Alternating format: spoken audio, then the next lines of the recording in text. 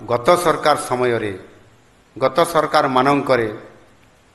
जेतेबेले दुर्नीति निवारण विभाग तरफ ये दुर्नीति को निवारण करने मूलोत्पाटन करने विरुद्ध में कार्यानुष्ठान करने से को चिन्हट करने जितेबले कार्यकारी करा जाउथिला सेतेबले मु जाने ना कौन कारण थिला किंतु जहाँ जमिति गुटे कहती जे सेतेबले केवल केरांडी माछ भलिया महुराली माछ भलिया एमान को भिजिलांस धरुथिला आउ ताठारु बड़ बाड़िया माछ ताठारु बड़ रोही माछ को से छाड़ी दउथिला तांको धरिबा साहस करि पारु नथिला। आम सरकार गत 16 मासर तांकर जहाँ रेकर्ड कहूँ से खाली एमती न रेकर्ड रे से कहते एठी मध्य आम विभागीय निर्देशक तांकर अभिभाषण बेले समस्त तथ्य को आपण मान सामने रखिछंती। आम सरकार गठन होगा पर मो राज्य दुर्नीति निवारण विभाग को दुर्नीति विरुद्ध रे कठोर कार्यानुष्ठान नापी मु निर्देश आम सरकार आसबार प्रथम मु निर्देश देइतिली। कारण गत सरकार समय गत सरकार मानकरे जेतेबेले दुर्नीति निवारण विभाग तरफ ये दुर्नीति को निवारण करने मूलोत्पाटन करने विरुद्ध में कार्यानुष्ठान करने से को चिन्हट करने जितेबले कार्यकारी करा जाउथिला सेतेबले मु जाने ना कौन कारण थिला किंतु जहाँ जमिति गुटे कहती जे सेतेबले केवल केरांडी माछ भलिया महुराली माछ भलिया एमान को भिजिलांस धरुथिला आउ ताठारु बड़ बाड़िया माछ ताठारु बड़ रोही माछ को से छाड़ी दउथिला तांको धरिबा साहस करि पारु नथिला। ये भिजिलांस वरिष्ठ अधिकारी को एबे मु धन्यवाद देवी जे मु मने मने भाबुथिली जे एबे मो समय भी सेया हबो नाही तो एबे मु जहाँ भाबुथिली मो भावना को भूल प्रमाणित करले आमर ये विभाग एवं आम निर्देशक महाशय खुशीर कथा जे ये गुरुत्वपूर्ण ये दुर्नीति संबंधी जेभली भावरे काहाकू भी छड़ा जीव नाही शून्य सहनशीलता जीरो टॉलरेंस ये कथा को जेभली भावरे कार्यकारी करिबारे कुंठाबोध करि नांती ये विभाग एवं सेथिपाई से जेतेबेले जो प्रकार अधिकारी को मागिछंती जो प्रकार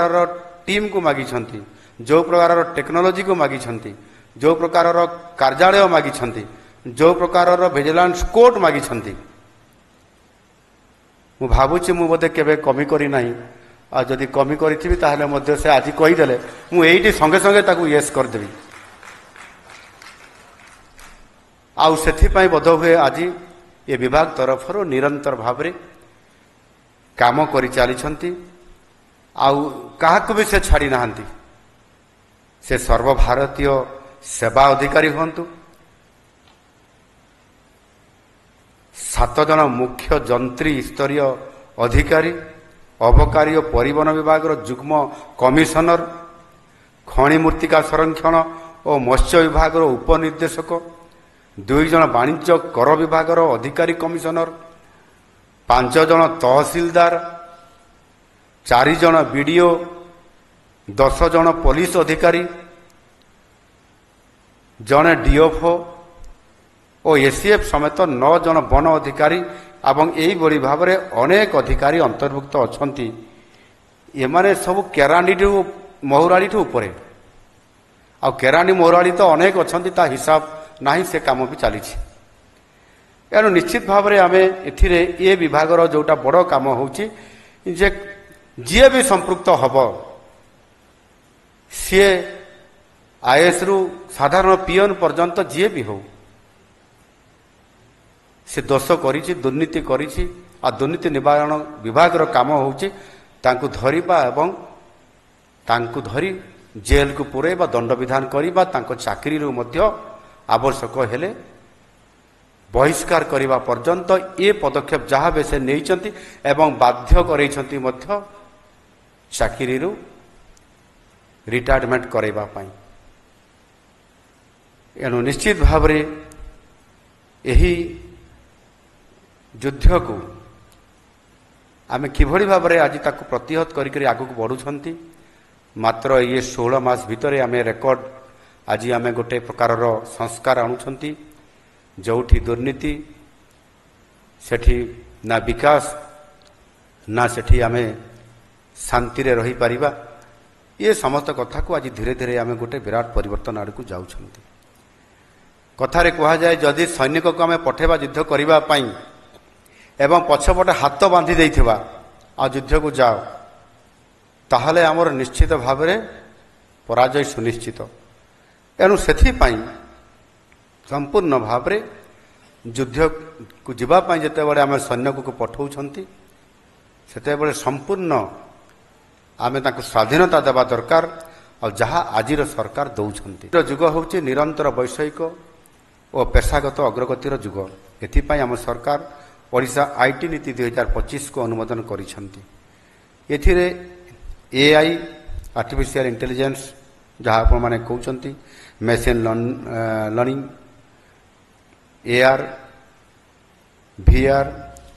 blockchain, cloud computing, data analytics ଓ IoT ଭଳି ଅତ୍ୟାଧୁନିକ ପ୍ରଯୁକ୍ତି ବିଦ୍ୟାକୁ ଶାସନ ଓ ଜନସେବା ପାଇଁ ଉପଯୋଗ କରି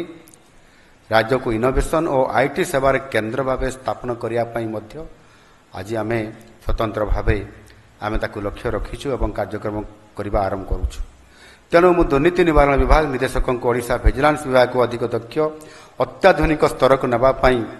ମୁଁ ମଧ୍ୟ ପରାମର୍ଶ ଦେଉଛି। AI ଓ ମେସିନ୍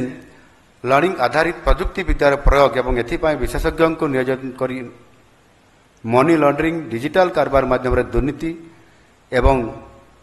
କ୍ରିପ୍ଟୋକରେନ୍ସି ଭଳି ଅତ୍ୟାଧୁନିକ ବେନାମୀ କାରବାର ବିରୁଦ୍ଧରେ ମଧ୍ୟ